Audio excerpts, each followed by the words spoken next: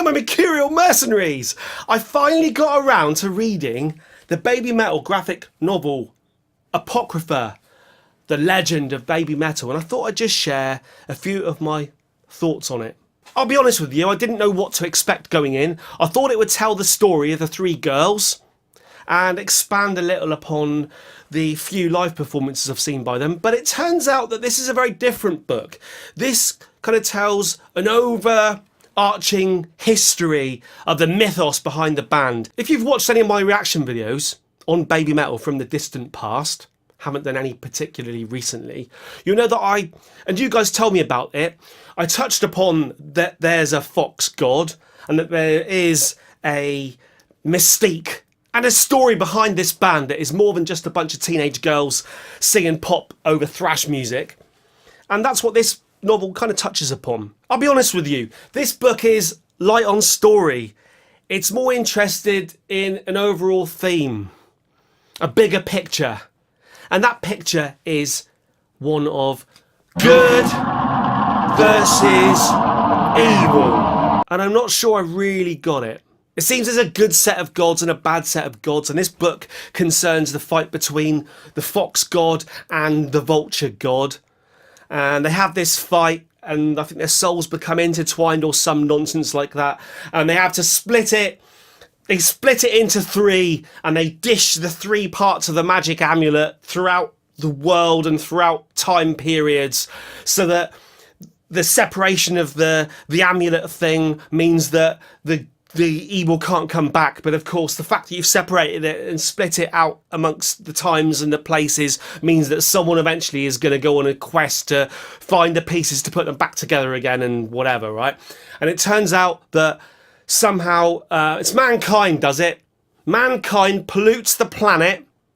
This is very much a kind of Final Fantasy VII thing. Mankind pollutes the planet, kills the fishes in the sea, and that brings about the rise of the evil vulture god. And then the fox god, who can't walk the earth because he made a decision from the past involving the splitting of the magic amulet, he has to bestow powers upon three girls to go and find the pieces of the magic amulet that, when they put them back together, destroys the vulture god. Or something like that. I mean, yeah, there's spoilers here, but honestly, you could read this whole book and still come away going, what? So there are three girls that appear at different stages of time that have to complete quests, basically beating the vulture, to find the pieces of the amulet. This, in a very loose way, reminds me of the Rolling Stones song, Sympathy for the Devil. The idea of the devil going through history and being responsible for all the bad that's happened and sort of telling his story to the world. So these three girls, they fight this vulture thing through various periods of time, including the recent present virtual reality type stuff. And they have one final showdown with this vulture thing. And they put the pieces of the magic amulet, necklace, booklet, thingamajig, whatever it is, together. And as a final showdown, they all have a group hug. The three girls and the vulture will have a group hug. And that makes the world a better place. Or something like that. Correct me if I'm wrong. So that's the surface level story. And the thing with graphic novels is, when you delve deeper than the surface, you often get the true meaning, the author's intent. And what I get here, in terms of deeper meaning, is bad is bad and good is good, I think, or something like that. Now, the art style is interesting. I'll give it that. The guy who does this, he has a way of being able to make the graphical panes in the comic look cinematic. He does stuff with focus, deep focus, shallow focus. I appreciate that. I appreciated the colours. I appreciated the general look where you can look at something, just like when you hear someone sing, like I keep saying. If you hear 5 seconds of Axl Rose, you know it's Axl Rose. Probably with this guy who drew this book, you get a sense that he has a style, and I applaud him for that. One thing I would tell him not to do, or to stop doing, is spreading whole panes of art across 2 pages when the centre is so like that. So you put it open, but you can't see what's going on in the middle. What's the point of that? Look. See that? It's like, it's just, no. No. But back to the positives again. There are a few panes in this graphic novel that you would happily put on your wall. And really, when it comes to art, you can't ask for more than that, can you?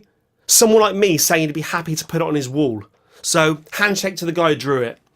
Again, going back, perhaps not a handshake to the guy who wrote this. The actual plot. It's just a bit... Overall, it's all a bit pretentious. And I kind of came away thinking perhaps a smaller story would have worked here.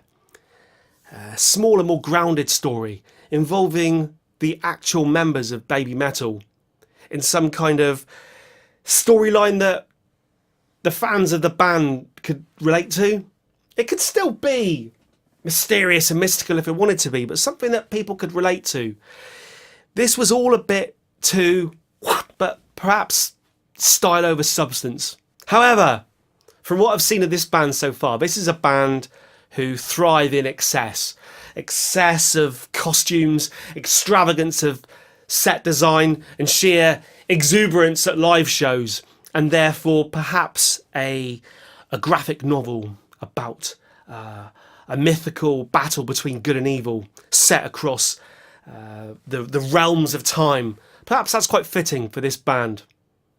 Perhaps that's quite fitting. So to sum up, I thought Apocrypha, the legend of BABYMETAL,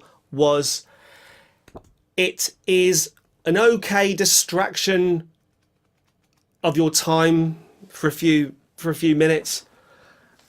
It's all right. It's all right. It's all right. Would I recommend it? No. No, not really. Thank you very much, my mercenaries. Until next time when we do something else. Over and